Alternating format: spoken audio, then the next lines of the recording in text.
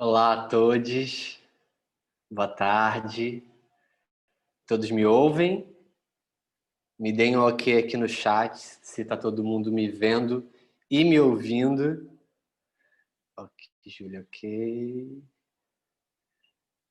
Massa, massa. Sejam todos bem-vindos. Que bom que vocês estão aqui com a gente. Eu sou Maurício Lima e essa é a nossa sexta live das Arqueologias do Futuro, projeto do Museu dos Meninos, com patrocínio da Fundação Cultural Holandesa Prince Claus Fund e em parceria com o The Black Archives em Amsterdã. Eu quero começar dando alguns informes. As visitas guiadas ao Museu dos Meninos estão acontecendo todas as quartas-feiras até o final de setembro. E essas lives têm a proposta de escurecer o futuro. Nós temos sempre interpretação simultânea com os nossos intérpretes, Marcelo Andreotti, português e inglês, e Jonatas Narciso, português, Libras, língua brasileira de sinais. E hoje, a nossa convidada vai falar em inglês. Então, nós todos vamos selecionar a língua que a gente vai ouvir. Eu vou dar um passo a passo aqui para a gente configurar isso direitinho, tá bom? Para quem está no computador, vai até essa barrinha aqui debaixo do Zoom, na parte inferior, e procura por interpretação ou interpretation.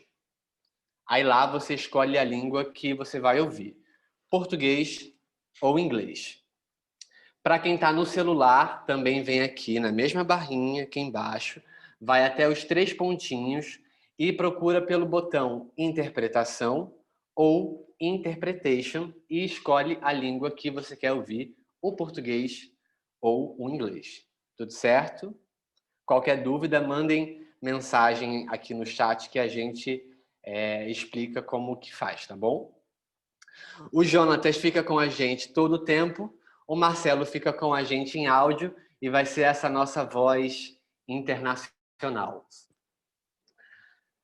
Novamente, uma boa tarde, caminhos abertos, laroyé e axé.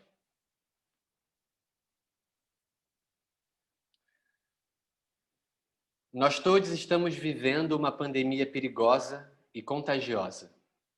As epidemias têm o poder de revelar quem são aqueles que devem morrer. E o coronavírus virou mais uma arma usada pelo Estado para perpetuar o projeto de genocídio da população negra e pobre, tentando nos roubar o futuro. Nesse momento, muitas vezes não se sabe o que fazer.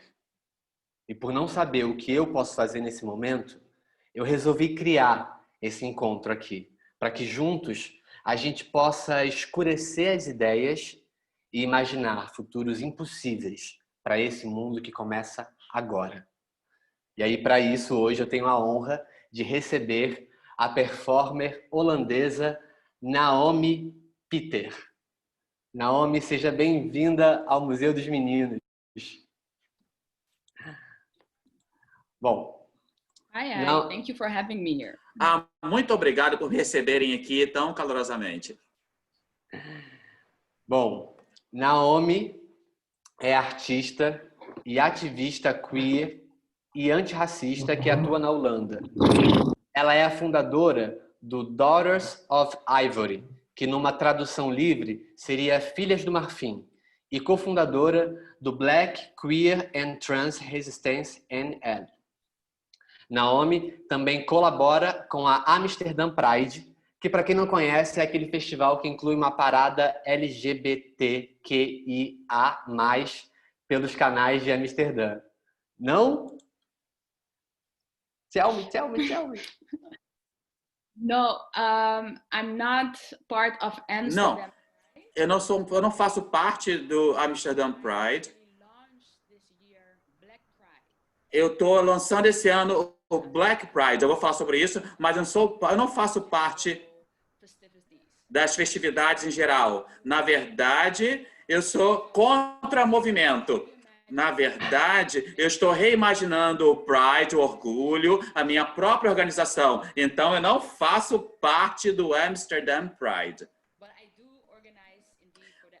mas eu realmente organizo para a comunidade LGBTQI, mas realmente é uma outra vertente.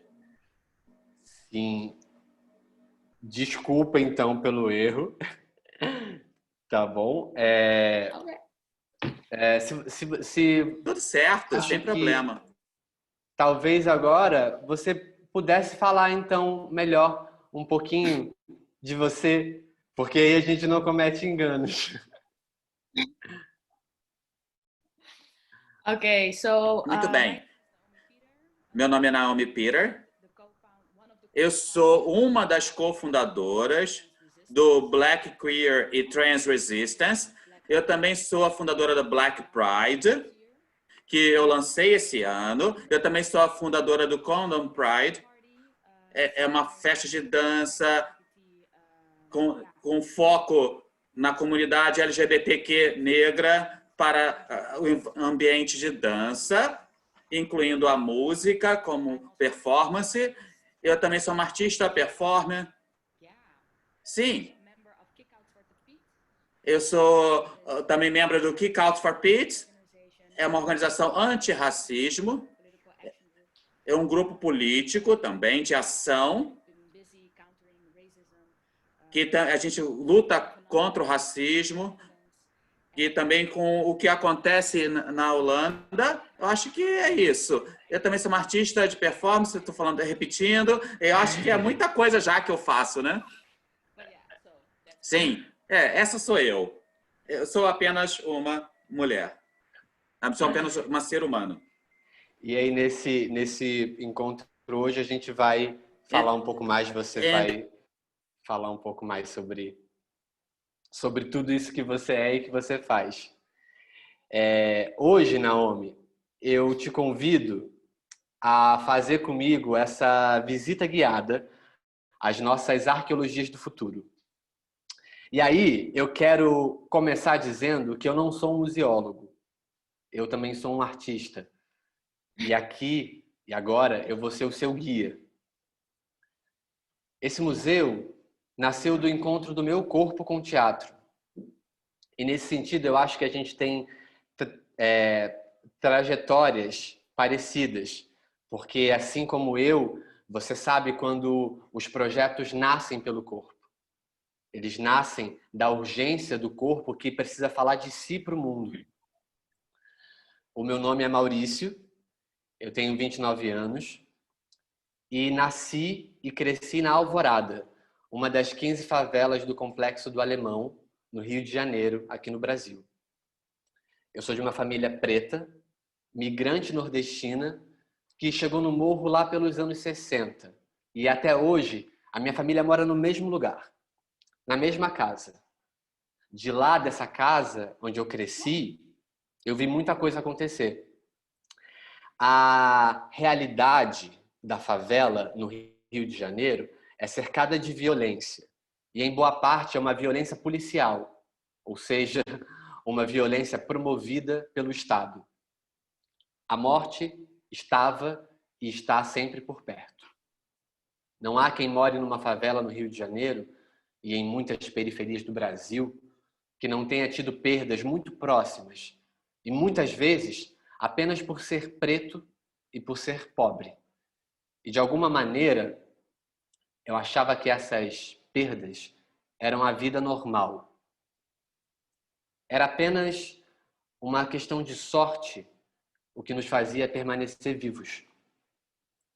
Aí quando eu tinha 16 anos, eu comecei a estudar teatro e além de me ensinar a falar e me ensinar a ouvir, o teatro me mostrou que a morte na favela não é uma condição. Ela não é uma coisa normal. Ela é uma operação. E aí pela primeira vez, Naomi, eu senti medo de morrer. Porque naquele momento eu descobri que eu tenho valor e que eu importo e que nós precisamos viver. Aos 18 anos eu desci o morro para abrir caminho nos dentes e impor o meu corpo como algo necessário. Eu precisava do teatro, mas o teatro também precisava e ainda precisa de mim. Aí eu estava ensaiando uma peça há um tempo atrás e eu encontrei o mapa da violência no Brasil. E ali eu vi em números tudo aquilo que eu já sabia pelo corpo. 77% dos jovens assassinados são negros. Entende-se por negros os autodeclarados pretos e pardos. E 83,30% são do gênero masculino, com idades entre 15 e 29 anos, moradores das favelas e das periferias. A cada 2 horas, 7 jovens negros são assassinados no Brasil. São 84 mortos por dia, 2.540 mortos por mês, 30.660 jovens assassinados por ano.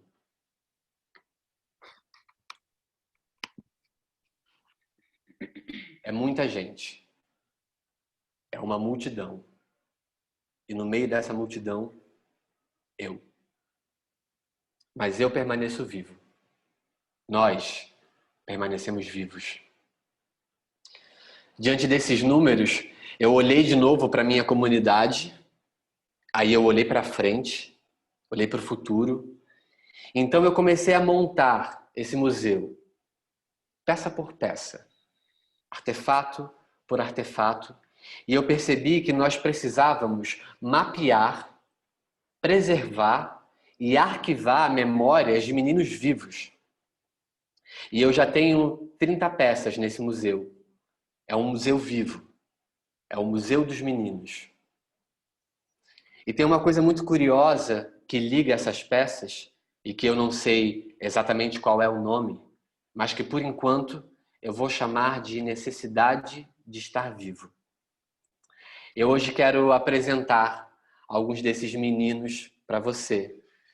Então agora a gente vai abrir as portas virtuais do nosso museu. É um site aberto ao público em museudosmeninos.com.br, e lá a gente tem os 30 depoimentos em vídeo para que todos possam acessar. Os vídeos têm legenda em português e inglês, então hoje a gente vai assistir os vídeos com legenda em inglês e eu vou ensinar como é que vocês acionam essa legenda.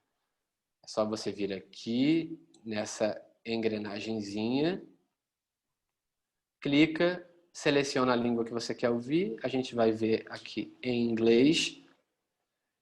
E vamos ao primeiro depoimento do VN. Meu nome é Vinícius Rodrigues, mais conhecido como VN, dançarino brabo. Tenho 23 anos, moro no Complexo da Penha, Vila Cruzeiro, e sou bailarino e ator. Então, a história do meu nome, a minha mãe diz que foi escolhida por Deus, por ser o nome bíblico, porque meu primeiro nome é Marcos. Então, eu não tinha nome, porque eu nasci de 6 meses. Então, a minha nascença foi, tipo, do nada. E minha história foi escolhida por Deus. Nem todo preto favelado vira estatística da sociedade. Eu não fui uma estatística. Eu tive todas as oportunidades de virar um traficante. Para mim seria muito fácil, por eu ser filho de um ex-traficante e também por eu saber manusear um fuzil, porque eu servi o exército durante 2 anos, então eu sei desmontar e montar um fuzil de olho fechado. E eu não virei estatística e hoje eu sou bailarino, viajo o mundo inteiro. Eu acredito que cada preto que mora na favela, se tem um sonho, consegue correr atrás, que o sonho vai se realizar. Só basta ter persistência e nunca desistir. Uma das coisas mais bonitas na favela, para mim, são as casas. Porque assim, muitas pessoas falam, tu viaja por fora do país, é muito lindo e tal. Mas para mim o mais lindo que a Europa são a cada casas que foram construídas por cada suor de cada pessoa. Não foi nada que a pessoa ganhou, cada um conquistou através do teu suor. Então, para mim, cada casa, tipo, só olhar disso aqui, ó, olha a paisagem que eu tenho, tá ligado?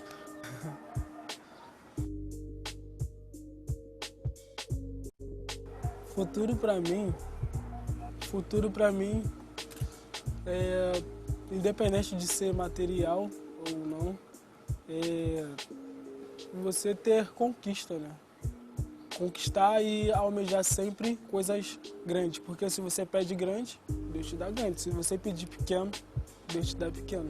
Cada conquista que a gente tem é como se fosse um troféu.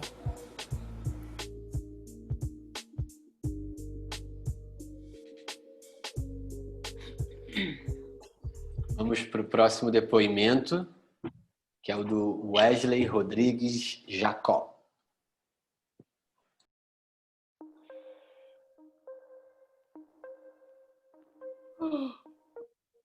Meu nome é Wesley, tenho 21 anos. No momento não faço nada, só apenas estudo mesmo, estudante do ensino médio. Estou cursando ainda. Moro na Central, no Complexo do Alemão. Meu nome minha mãe tirou de um cara que faz filme, de O Caçador de Vampiro, Wesley Snipes. Aí ela falou que viu, gostou desse nome, aí foi e teve a ideia de colocar.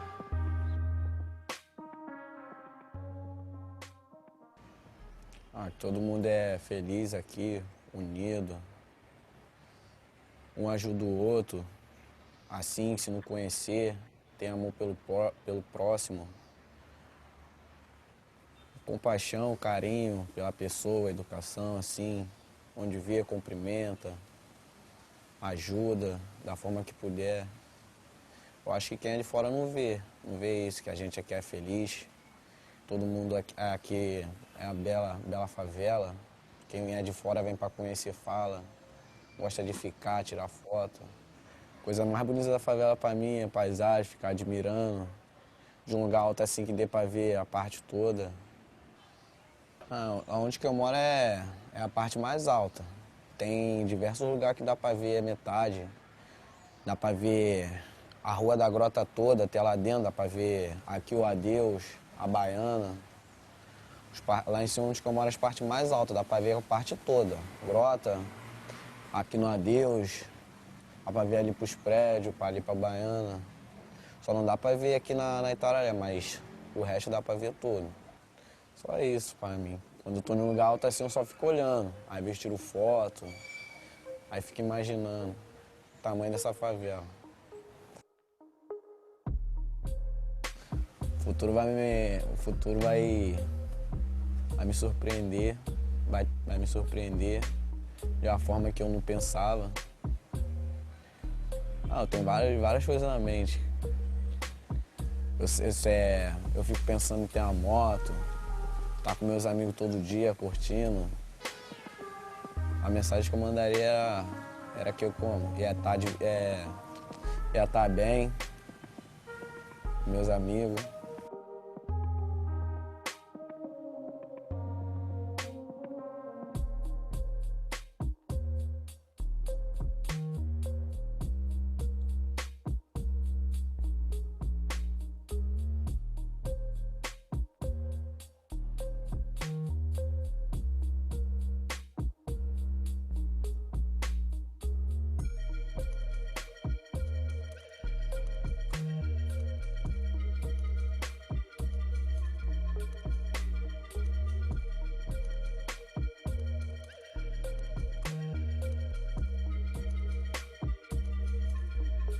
Vamos agora para o último depoimento, que é o da Pérola.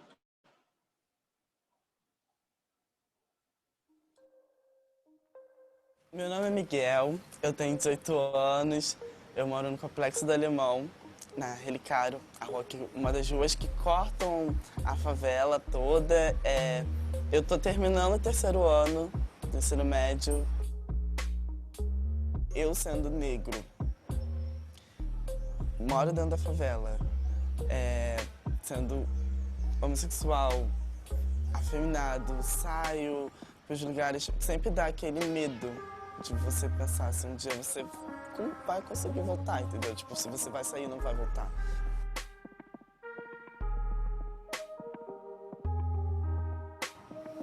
Ser bicha afeminada da favela é tudo. A primeira vez que eu me montei, que eu terminei de maquiar, botei a peruca, nossa, eu acho que eu tava péssima. Agora olhando, eu tava muito feia, meu Deus do céu. Mas quando eu olhei no espelho e olhei aquela imagem que eu sempre quis, eu falei, gente, tudo que eu não consigo fazer como Miguel, eu vou fazer como Pérola. Tudo que eu não consigo falar com o Miguel, eu consigo, diretamente falar com a maior naturalidade possível, porque aquilo ali é um personagem. Então, as coisas que eu faço como personagem tá ali. Depois que eu tirar tudo aquilo, foi. Eu vou continuar aqui com o Miguel, tenho o meu alter ego Pérola, tenho meus diversos alter ego. E acho que agora, no momento, fazer drag queen, a forma de arte que se expressar dessa forma é poder fazer as coisas que eu não consigo fazer com o Miguel. A cena drag dentro da favela tá acontecendo. Todo final de semana desce eu e minhas amigas com a perucona na cabeça, um salto e desce. A gente não tem a mídia focada na gente, essas festas.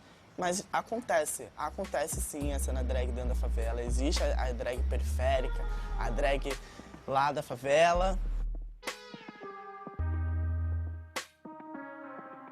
O futuro pra mim é uma coisa, às vezes, assustadora, às vezes esperançosa e às vezes que me faz querer acreditar mais. Eu já tenho a esperança no meu nome, carrego a esperança no meu nome mesmo, que é Miguel Ângelo Esperança de Araújo. Não posso perder a esperança nunca, então acho que o futuro me traz a mensagem também de esperança.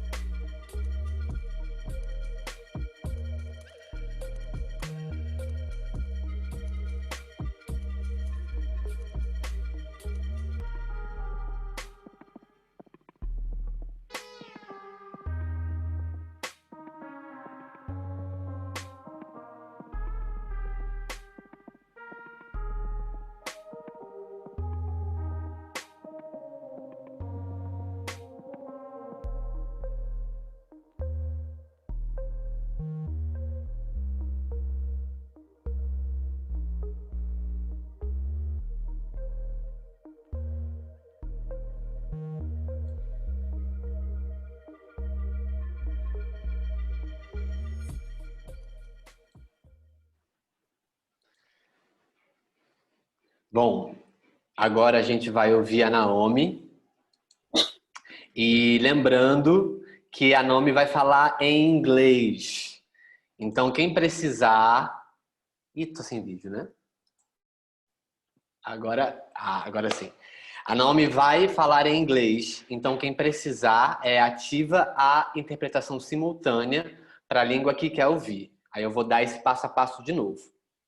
Para quem está no computador, vai até a barrinha aqui de baixo e clica em interpretação ou interpretation e lá você seleciona a língua que você quer ouvir.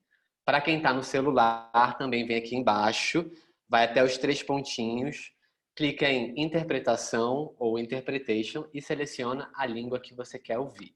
Enquanto vocês ativam, eu quero lembrar que o chat vai ficar aberto o tempo todo e nós vamos tentar ler alguns comentários e algumas perguntas no final, se tiver tempo.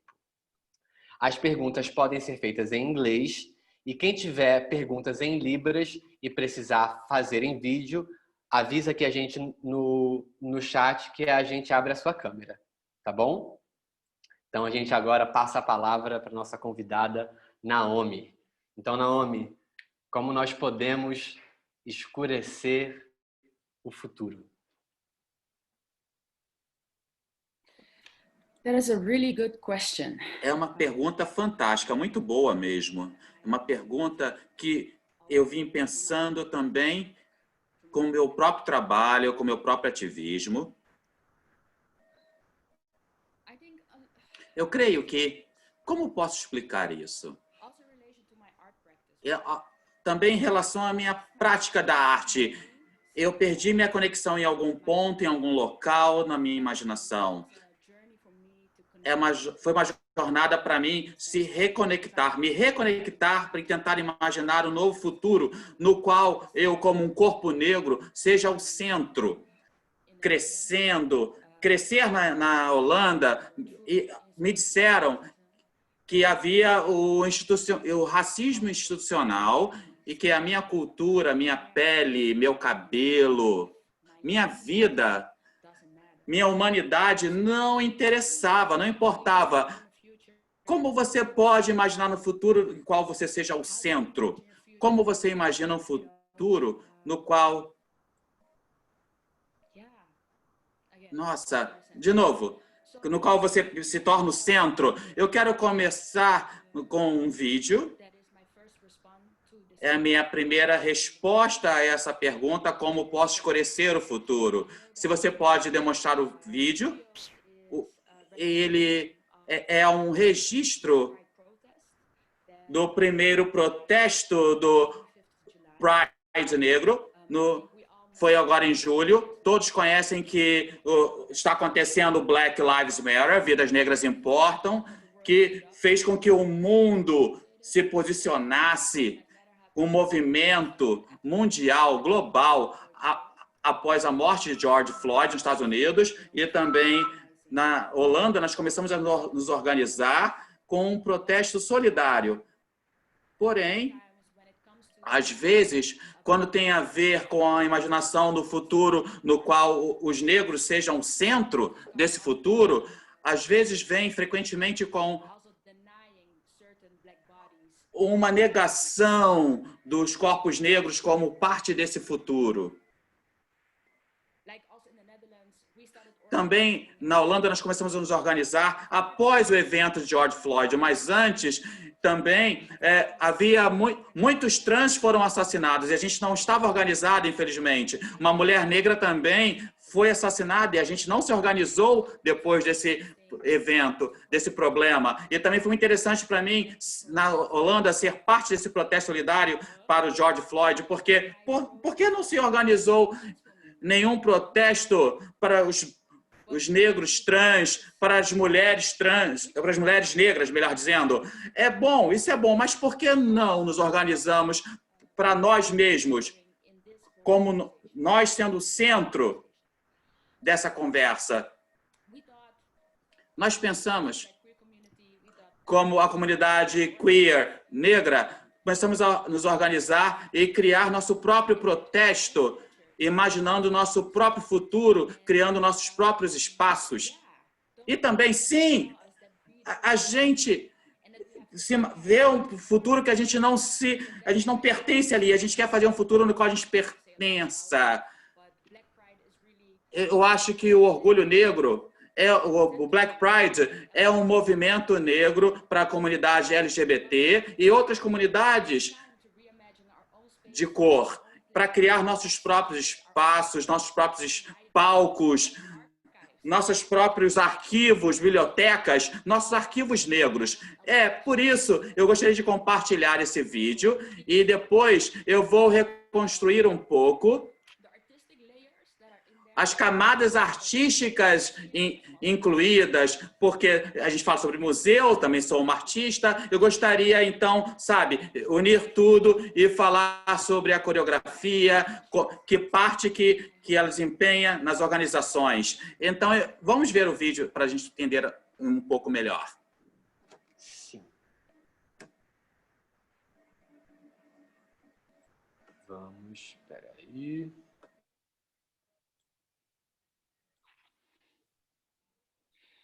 Só um segundo. We cannot be here without those who came before us. We're going to take a very loud moment of silence.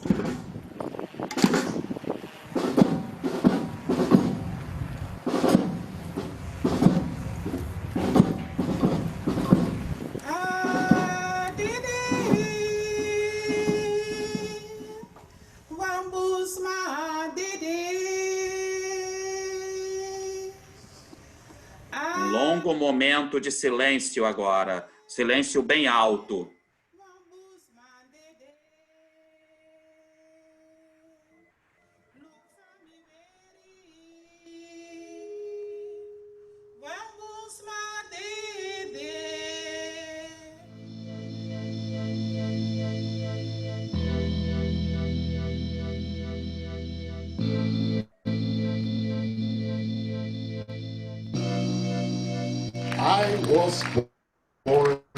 Eu nasci livre.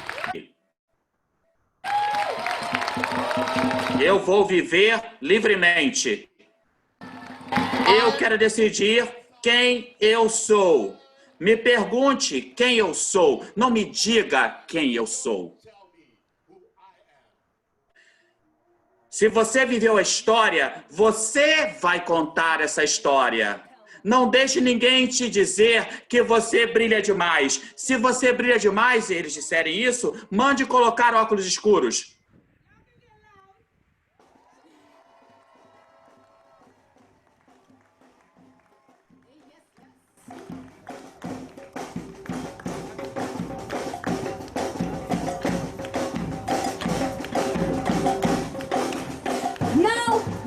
Agora, as nossas cartas estão na mesa. O palco é nossa. Não queremos o seu palco. Nós temos nosso próprio palco. Nós vamos criar os nossos próprios espaços. Nós estamos crescendo. Nós não queremos mais chorar. Não queremos mais ser anulados. Nós estamos criando nosso próprio espaço. Nós queremos ser os nossos próprios orgulhos.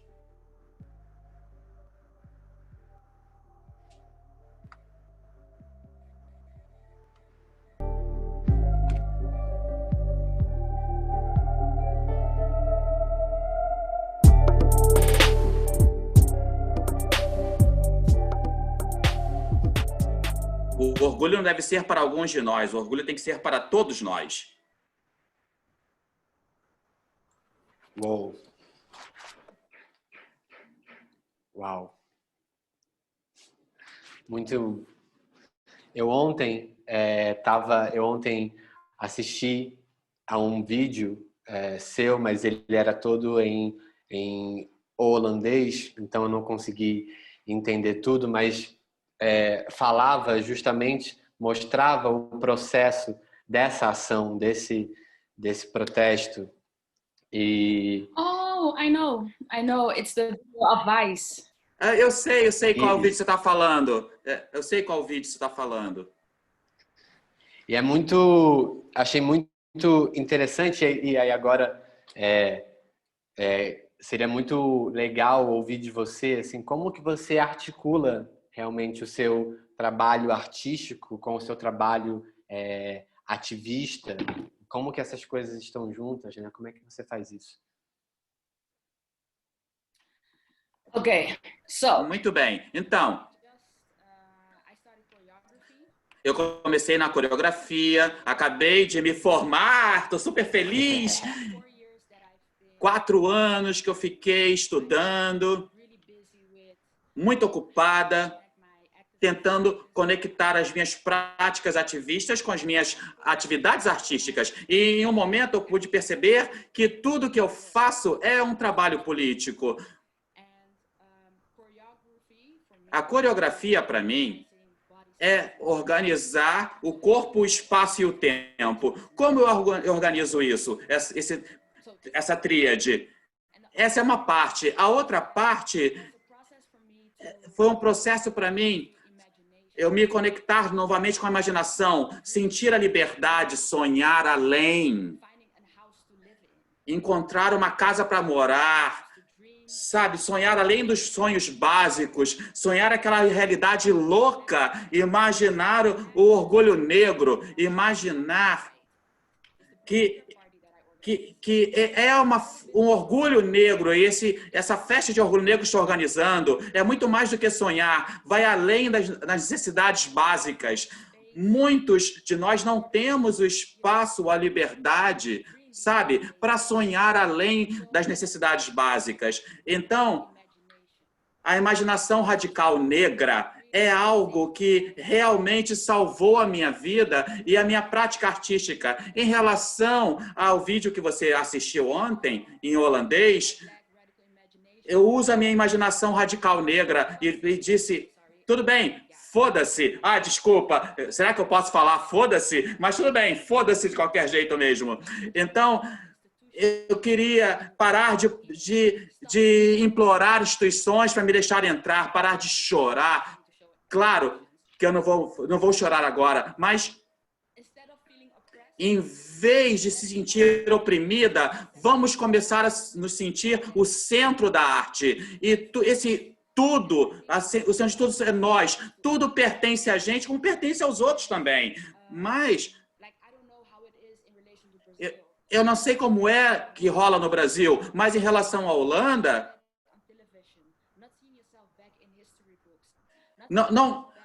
como é que é não se ver nos livros de história, não se ver na história do país, em um país que faz você se sentir inexistente? Então, a imaginação radical negra, você não tem que pensar que você pertence a esses lugares. Não, esses lugares pertencem a gente. E na Holanda, ser descendente de Curaçao significa, em relação à escravidão, e também como aconteceu no Brasil, o processo de escravidão, como você se imagina sendo o centro disso tudo. Então, o orgulho negro, olha, o melhor momento, o vídeo que você viu, indo na parte profunda do vídeo, uma grande parte do meu trabalho artístico é também a minha parte afroespiritual, que é a parte da minha cultura, vai ressoar em muitas pessoas negras, mas você me viu em muitas pessoas e você viu também tudo sendo usado. Cor é uma cor de passagem. E também no meu estudo é uma grande pergunta como eu uso minha prática artística na minha prática de coreógrafa, na minha prática artística. É importante para a gente usar o branco nos protestos. Na conferência também era um sinal de celebrar a vida e a morte. Porque isso também serve para a gente, não é só para algumas pessoas, é também para ser uma celebração da vida e da morte. Algo que está nos consumindo, algo que está na nossa comunidade. É muito comum, sabe, que você faz realmente essa questão da coleta de verba para respirar, mas é importante saber que a gente demonstra às pessoas que o orgulho é uma celebração da vida e a morte, porque tem pessoas morrendo também.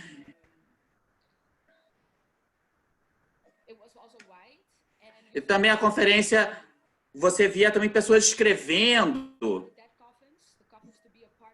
Você sabia que era uma parte para todo mundo. Todo mundo pode celebrar, lembrar os que foram deixados para trás. Escrevendo nos colchões, nos caixões também, que você pode observar dos espaços, tinha um caixão lá, então as pessoas continuaram escrevendo nos caixões. Também foi uma camada dos nossos protestos.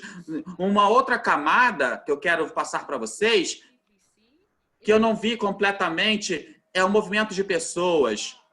Você viu pessoas carregando com faixas, com caixões e andando, e eles colocavam os caixões em frente ao palco. Era uma coreografia, essa parte, que a gente criou. Na hora ali, para ser bem honesto com você, a gente criou ali no momento, no calor do problema, e as pessoas nas suas posições, e num certo momento tinham que andar em direção ao palco. Então, a gente tinha... Eu espero que vocês estejam me entendendo, mas o momento central, você tinha 4 grupos de pessoas se juntando, formando uma fila e andando junto para os palcos. Foi uma pequena coreografia fora da grande coreografia do protesto, certo? Uma outra camada, se você está me seguindo, se você está conseguindo me acompanhar, você viu alguns deles, não sei se você se lembra, você pode pegar o vídeo novamente, você pode assistir. As faixas de protesto são muito importantes para qualquer protesto que você faça. Qual é a mensagem? Mas também, todo mundo e todo protesto estava em preto e branco. E a gente pegou esse exemplo, na verdade, de um protesto que ocorreu durante os direitos civis, as pessoas protestando em relação aos direitos civis, como Martin Luther King, em pensar que a gente não quer somente o design, mas também a mensagem, porque a gente está protestando por uma moradia decente, protestando por direitos das mulheres, direitos LGBT, nossos protestos contra a droga da polícia, e a gente já está em 2020 com os mesmos protestos, mas também é interessante, mas também é muito cansativo, sabia? A gente não imaginava que a gente estaria tendo que avançar tanto. A gente não imaginou que a gente chegaria nesse ponto. Mas, em alguns lugares, eu creio que algumas coisas são ainda piores. Então, essa é uma outra camada. Pensando nos oradores, nos palestrantes, um vai dizer, a gente pega uns oradores e fala, não, tem a coreografia, que forças você vai colocar pelo primeiro, quais você vai liberar, que tipo de voz você vai passar para o público. Ser escolhido como a primeira voz, Maria Markle,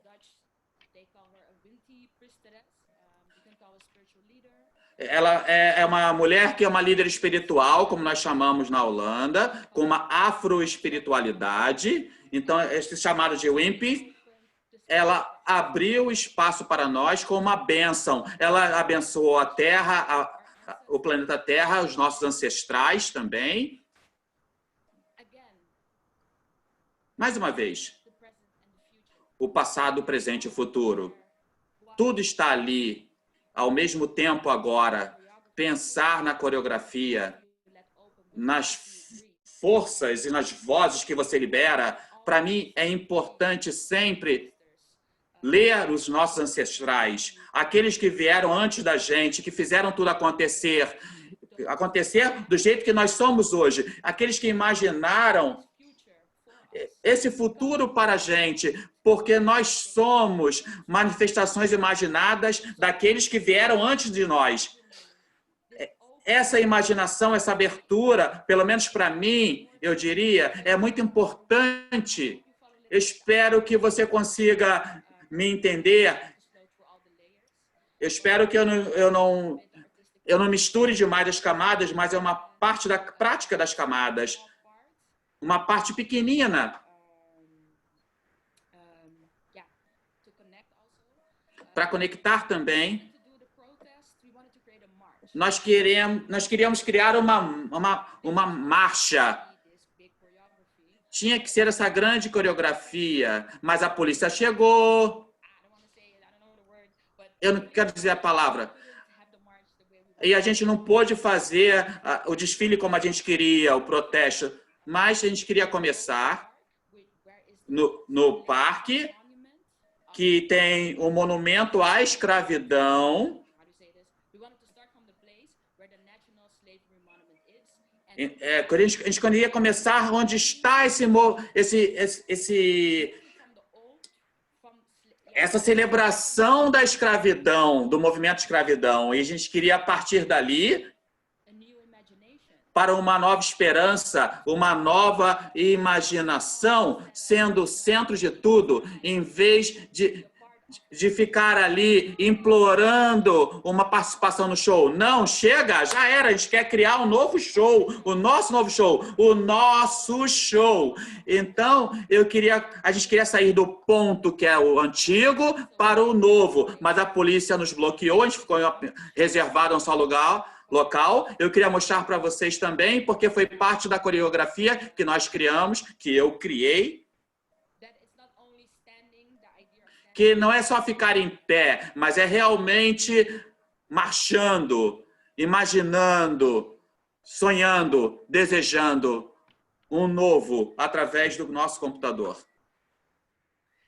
É muito interessante ouvir isso, você falando sobre... Eu tinha assistido o vídeo e não tinha entendido o que exatamente tinha acontecido ali, né? Eu tinha entendido que tinha um plano que foi interrompido E aí é muito bonito isso que você fala e me faz lembrar da nossa primeira live aqui, dessas arqueologias, com o artista multimídia Edgar, que ele deu uma imagem que eu achei muito forte, que ele fala, você tem que, sempre que você está em um carro, dirigindo o carro, você tem que olhar para frente, mas também olhar para os espelhos e andar para trás, olhar para trás, né? Então, a gente avança, esse avançar é sempre, ou quase sempre, olhando para trás, para que a gente possa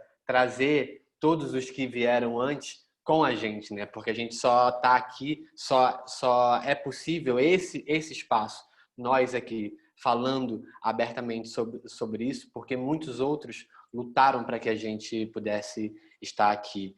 E aí, aqui no Brasil, é uma loucura ser negro, porque a gente é maioria.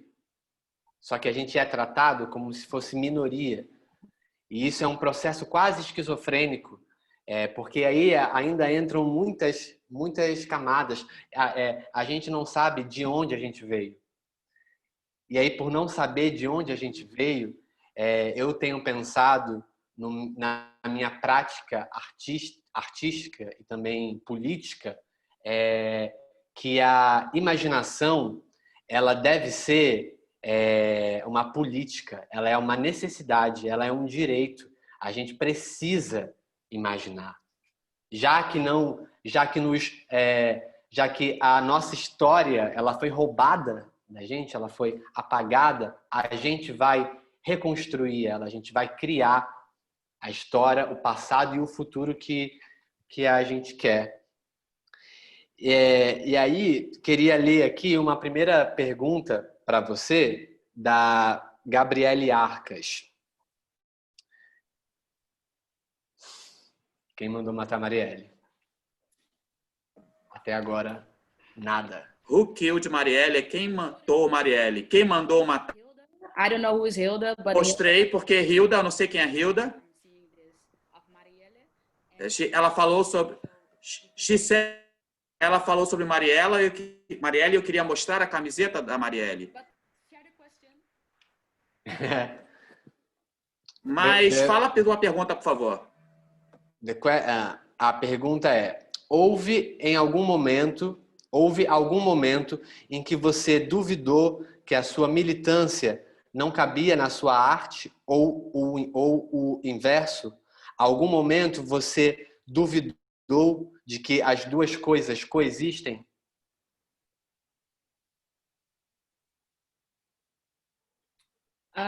If I'm understanding the question, Se eu entendi a pergunta, se as duas partes podem existir juntos?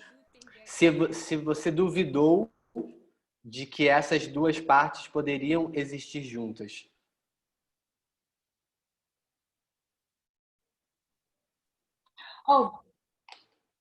Yes. As I said. Muito bem. Como eu disse, foi um processo conectar os dois processos e encontrar o equilíbrio. Não só o equilíbrio, mas a liberdade para agir assim.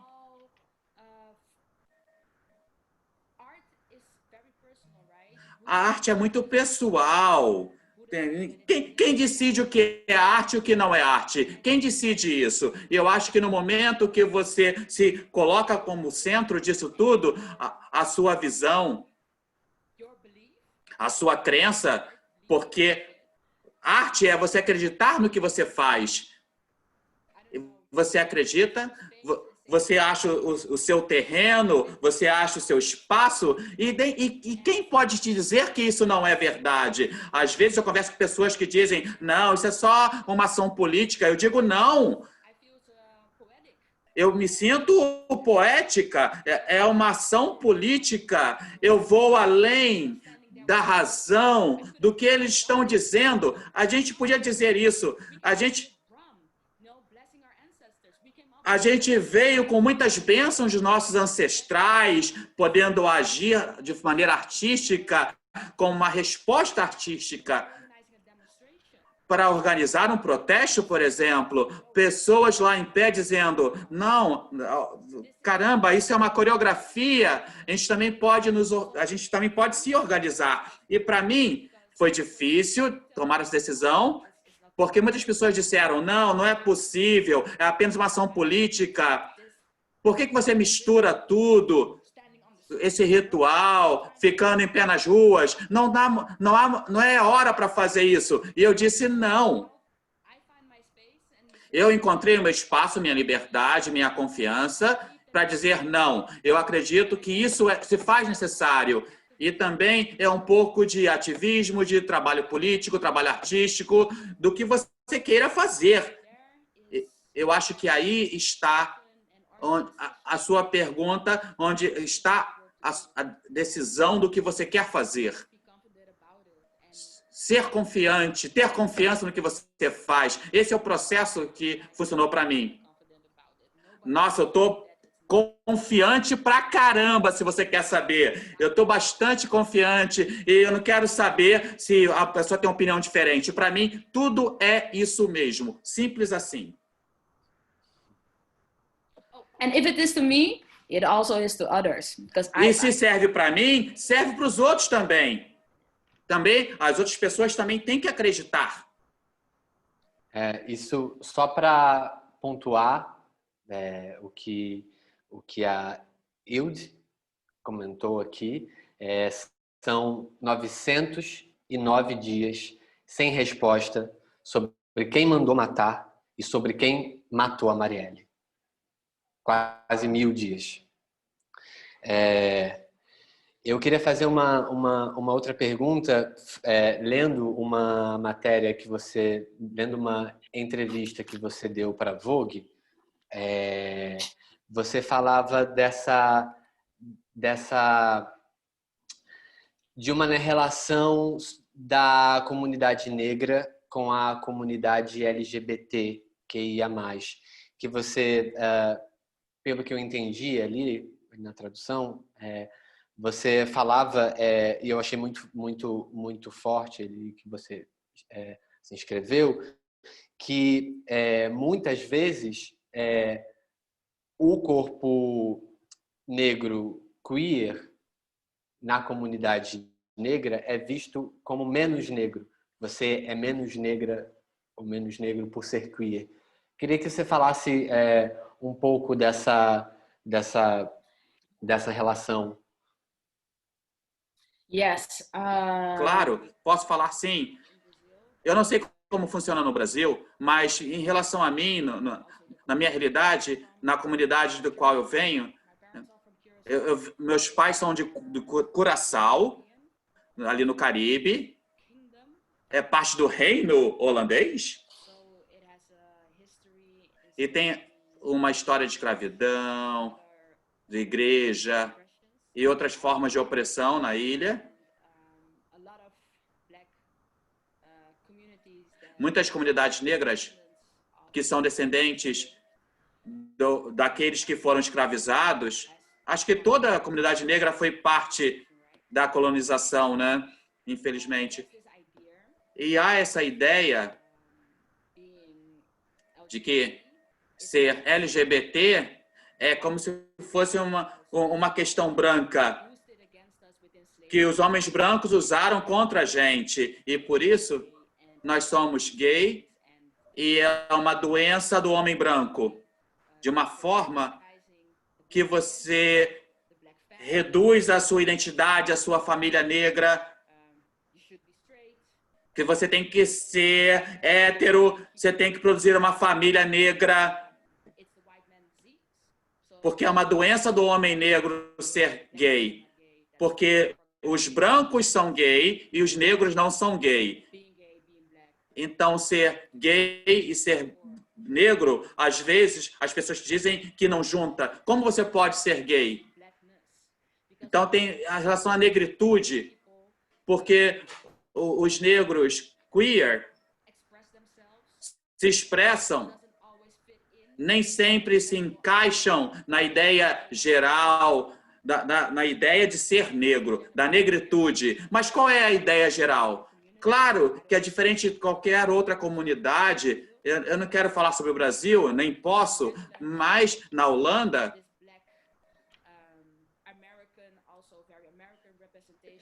também a apresentação muito americana, muito negra americana. Eu sou negro, eu ando assim, eu gosto de hip hop, eu gosto dessa ideia de ser macho, da forma que a gente também tem que ser uma mulher negra.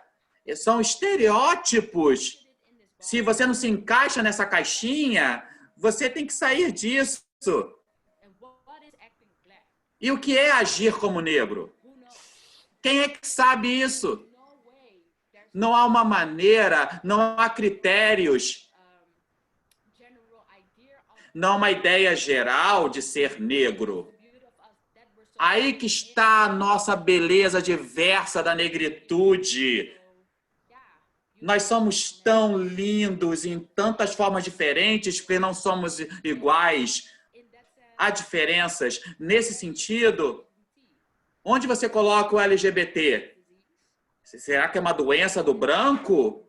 Se você expressa o seu gênero de uma maneira diferente, se você se mexe de maneira diferente, como você pode ainda ser parte da negritude estereotipada, da ideia de ser negro? Não, você não precisa ser, você não precisa encaixar mais.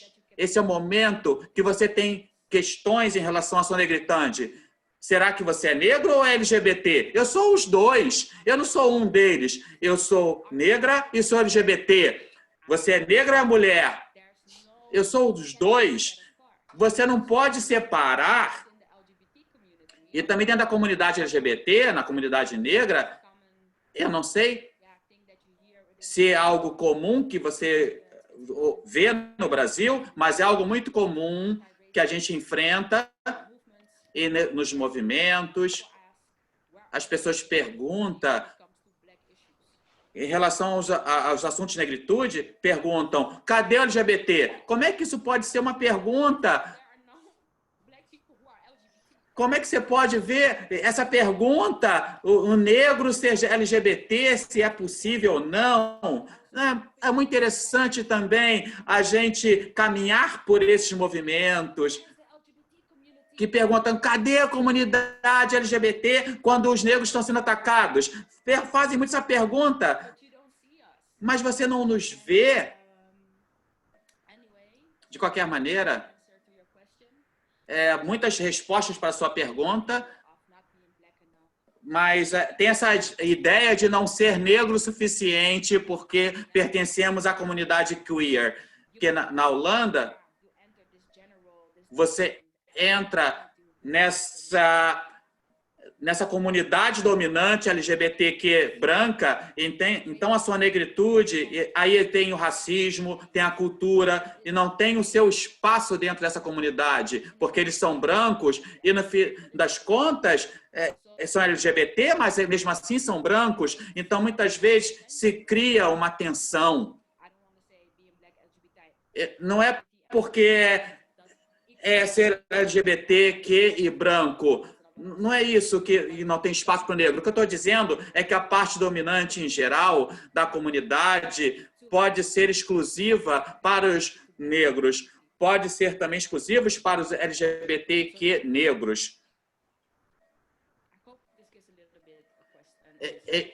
Eu acho que é difícil trazer essa pergunta assim como a resposta. Eu acho que não tem mesmo uma resposta, né? Era mais... Achei muito interessante lendo o que você tinha falado e aí queria ouvir de você mesmo, assim, né? Ouvir da sua voz. E em relação a nós, aqui no Brasil, eu acho que isso também acontece. Há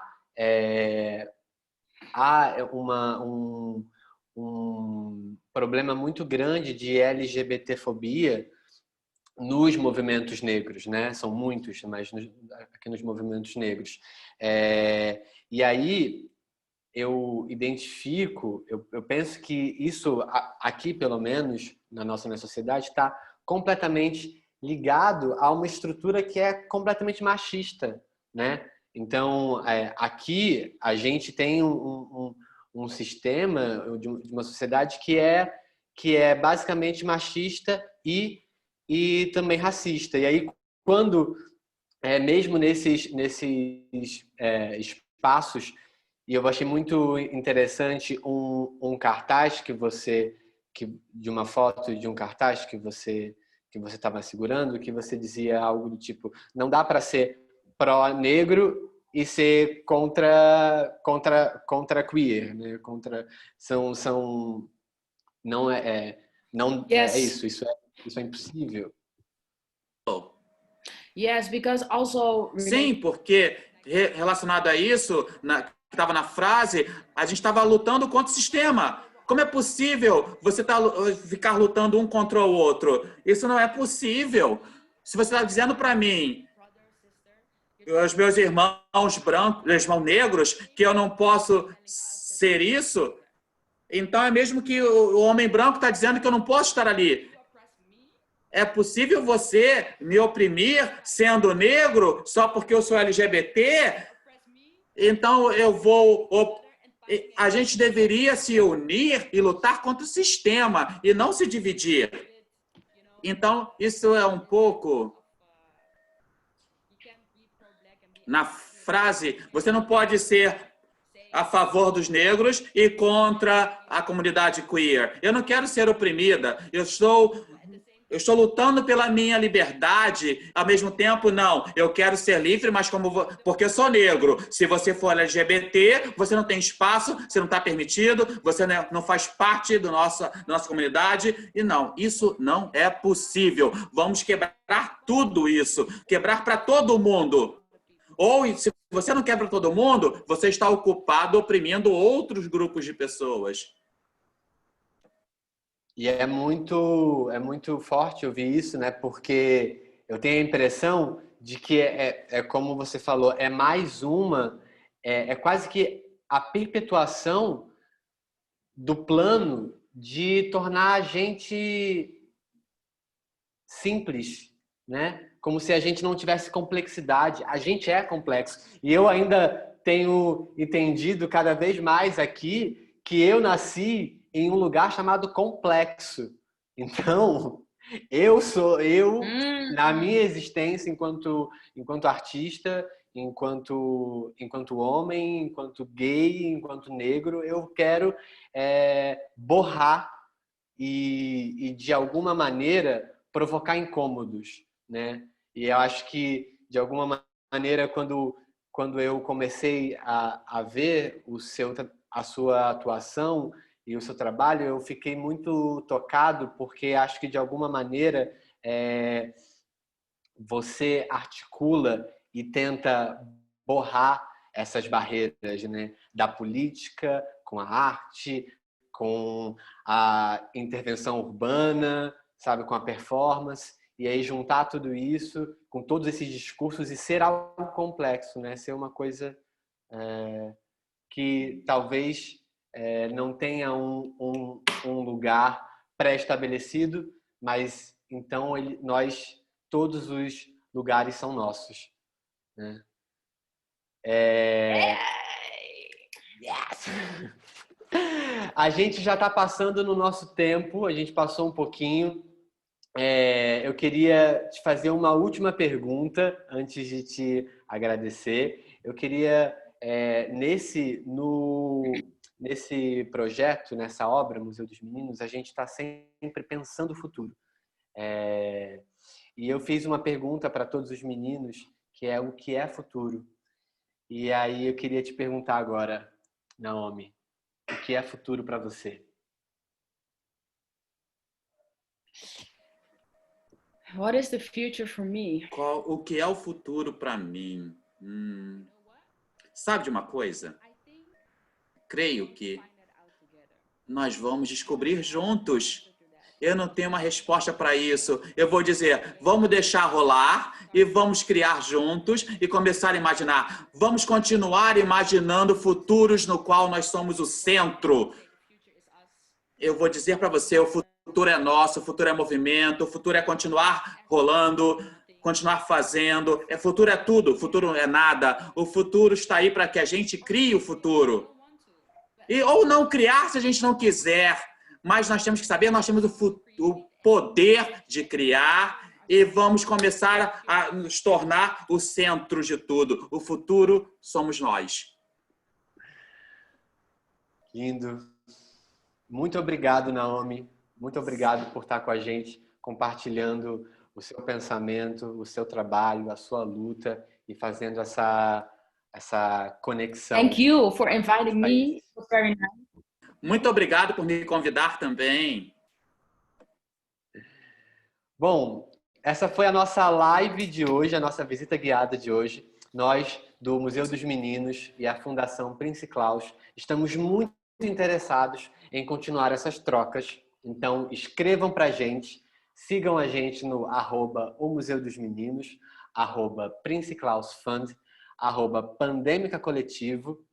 A gente está colocando todos esses arrobas aqui. Sigam também Naomi e outros artistas negros de outros lugares para que a gente possa compartilhar essas experiências. Eu quero agradecer muito aos nossos intérpretes maravilhosos, Jonatas e Marcelo. E quero dizer também que, junto com a gente aqui fazendo tudo isso acontecer, estão Nelly Coelho, Juraci de Oliveira, Fabiano de Freitas e Thierry Rosa. Muito obrigado a todos. Aqui nas nossas lives, na semana que vem, a gente vai receber a escritora, pensadora e ativista holandesa Simone Zifwik, que é sua amiga, né, Naomi? Também? Vocês se conhecem? Eu acho que vocês se conhecem. Eu não sei, eu falei o nome... Simone is amazing. You're gonna love her. She's É fantástica, a Simone é fantástica. Vocês vão adorar, vocês vão amar a Simone. Ela vai estar aqui com a gente na semana que vem para mais uma expedição às nossas arqueologias do futuro. Muito obrigado a todos e voltem na semana que vem. Até mais. Um beijo.